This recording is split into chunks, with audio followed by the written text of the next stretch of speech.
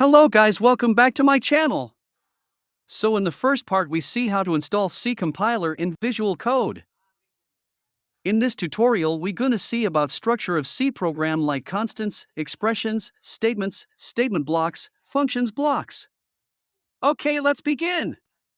As a building is made of bricks, a C program is made of basic elements such as expressions, statements, statement blocks, and function blocks. These elements are discussed in the following sections. But first, you need to learn two smaller but important elements, constant and variable, which make up expressions.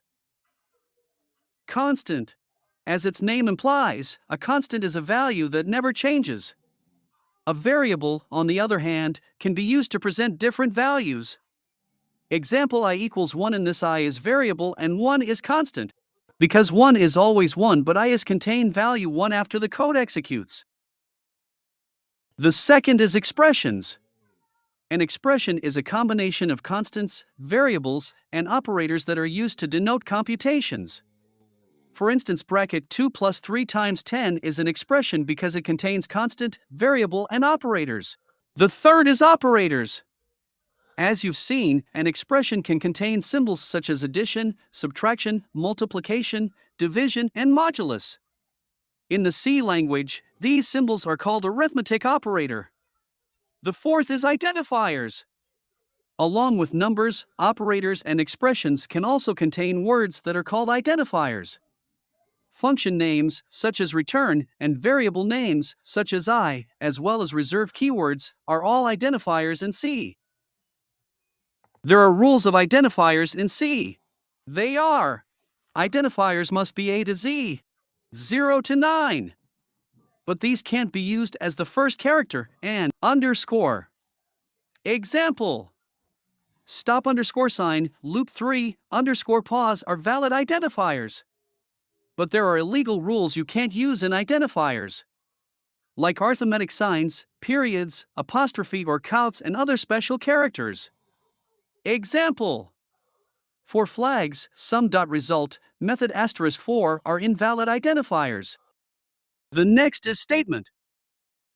In the C language, a statement is a complete instruction ending with a semicolon. In many cases, you can turn an expression into a statement by simply adding a semicolon at the end of the expression. Let's take I equals 1, this is statement, and I equals 2 by 3, plus 10 and k equals I plus j are statements. Okay, now let's see about statement block. A group of statements can form a statement block that starts with an opening brace and ends with a closing brace. A statement block is treated as a single statement by the C compiler. For example, for statement S3 equals S1 plus S2 remainder equals some percent %C in this statement, for is a keyword in C that determines the statement block. N. Anatomy of function. In this function, int is function type, integer underscore add is a function name, int x, int y are argument list to function, the open curly bracket is a start of function, the rest from int to return are function body, and close curly bracket is end of function.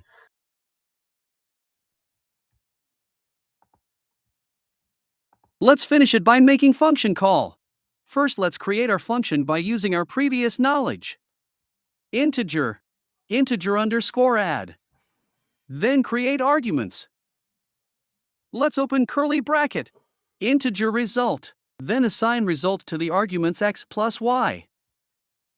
Let's close the curly bracket.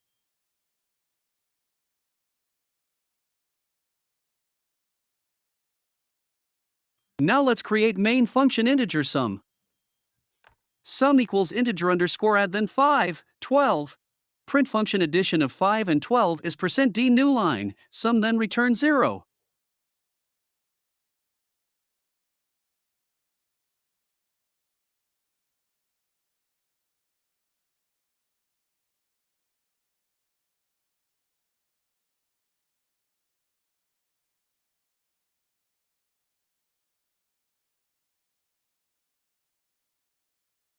Let's run it.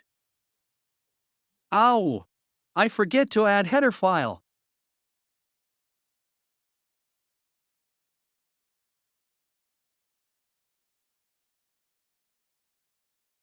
Now it's work.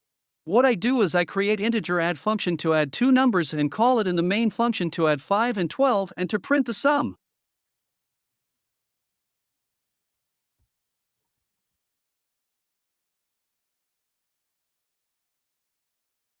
Now let's go to C keywords. The C language reserves certain words that have special meanings to the language. Those reserved words are sometimes called C keywords. You should not use the C keywords for your own variable, constant, or function names in your programs. This is a list of C keywords. Let's see about character data type. An object of the char data type represents a single character of the character set used by your computer. For example, A is a character, and so is A. But 7 is a number. However, a computer can only store numeric code. Therefore, characters such as A, B, and so on all have a unique numeric code that is used by computers to represent the characters. Usually, a character takes 8 bits, that is, 1 byte, to store its numeric code. For many computers, the ASCII codes are the de facto standard codes to represent a character set.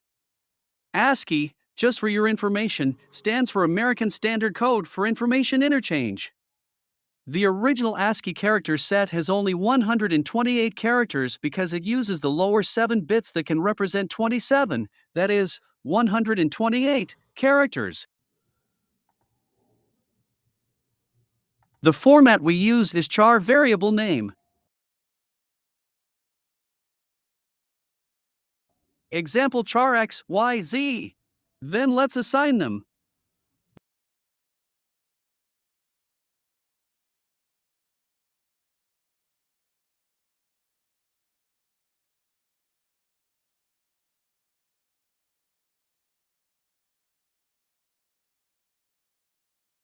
This is how we use char data type, but don't confuse assign with cut and without cut. With cut it contains value of ASCII, but without is assign whatever value is contained in variable A into variable X. Escape character. Actually, you first saw the escape character, your first C program, when you learned to use the new line character, n, to break a message into two pieces. Therefore, the backslash is called the escape character in the ASCII character set. The escape character is used in the C language to tell the computer that a special character follows. For instance, when the computer sees backslash in the new line character n, it knows that the next character, n, causes a sequence of a carriage return and a line feed. Besides the new line character, some of the other special characters in the C language are as follows. \b. The backspace character moves the cursor to the left one character. \f. The form feed character goes to the top of a new page. \r. The return character returns to the beginning of the current line. \t. The tab character advances to the next tab stop.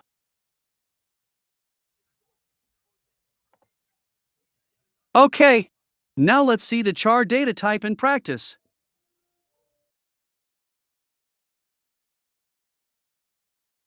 Create main function, then assign C1 and C2 to char data type, then assign value for C1 and C2.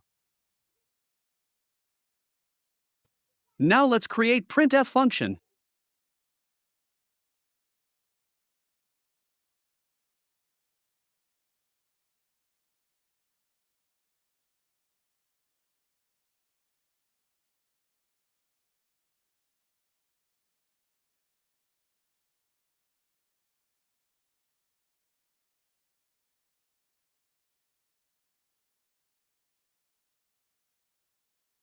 Okay, what it do is print the assigned value from C1 and C2 in character form.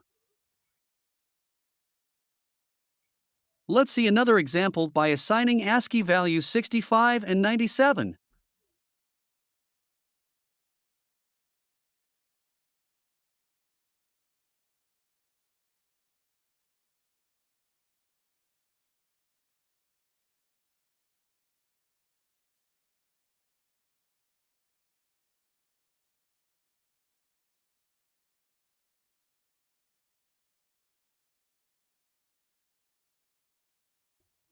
As you see, it prints the in the character form by using the %C format specifier.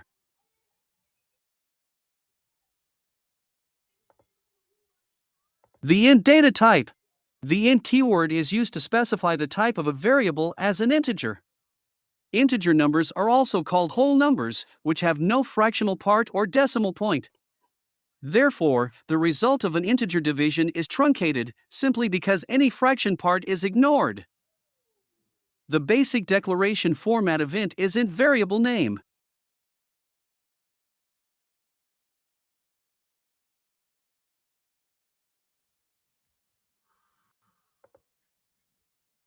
Let's see it by example. Integer int underscore number 1, int underscore number 2, sum.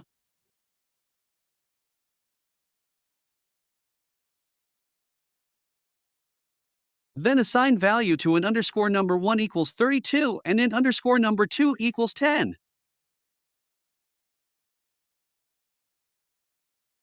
Then assign the sum equals int underscore number 1 plus int underscore number 2.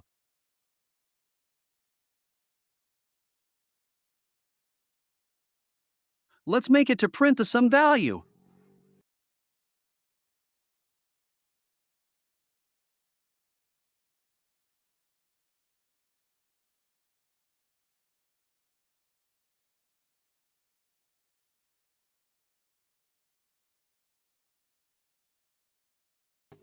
As you see, it prints the sum of int underscore number 1 and int underscore number 2 is 42. The third is float number. The floating point number is another data type in the C language.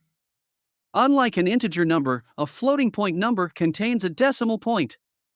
For instance, 7.01 is a floating point number, so are 5.71 and minus 3.14.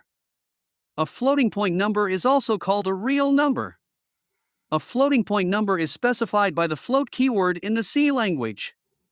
Floating pointer constants can be suffixed with f or f to specify float. A floating pointer number without a suffix is double by default. The double data type is introduced later in this lesson. The declaration format for a floating point variable is float variable name. Let's see one example. Float flit underscore number 1, FLT underscore number 2, then assign FLT underscore number 1 equals 32/11.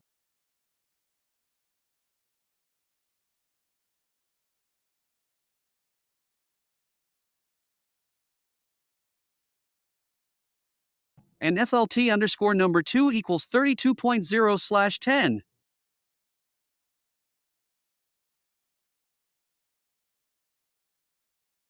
Then let's write print function to print the floating point of FLT underscore number 1 and FLT underscore number 2.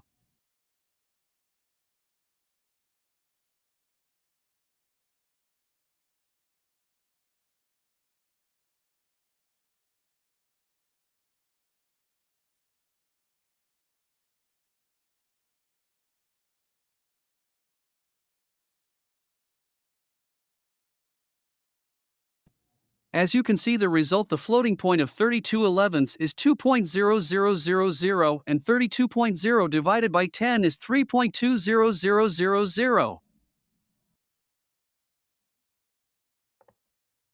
And the last one is double data type. In the C language, a floating point number can also be represented by another data type, called the double data type. In other words, you can specify a variable by the double keyword and assign the variable a floating point number. The difference between a double data type and a float data type is that the former uses twice as many bits as the latter. Therefore, a double floating point number is of at least 10 digits of precision, although the ANSI standard does not specify it for the double data type. It's enough for now. In the next video, we will gonna see handling standard input and output, and don't forget to subscribe my channel. See you in the next video.